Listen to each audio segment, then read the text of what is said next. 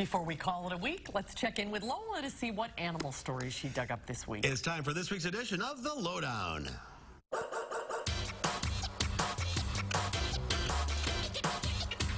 This week on the Lowdown, Lola found an unlikely duo.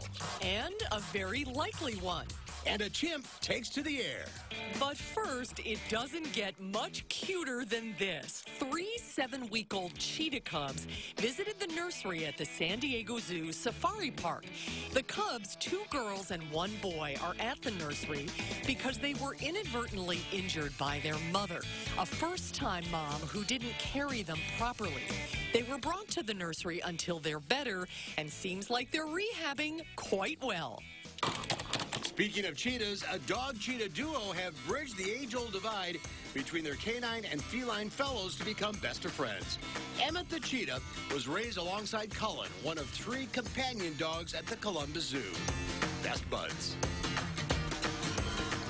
And speaking of best buds, 2 6-year-old dachshunds from Hartford, Connecticut love showing affection to each other.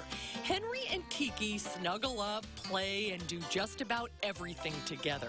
Henry is sometimes guilty of chewing holes in blankets, and it's Kiki who gets stuck in them. The dog's owner has created a social media profile where she shares all of the wiener dog couple's best moments. Speaking of Best Buds Part 3, a couple of 2 furry white puppies shut down a freeway in Arizona for about an hour. You wouldn't normally call a police chase on a highway cute, but this one sure was. At times, the dogs barely dodged disaster. Only one of them was caught on the freeway, the other eventually cornered in a mobile home park. The pooped pups were reunited at the county's animal care center, and they were eventually reunited with their owner.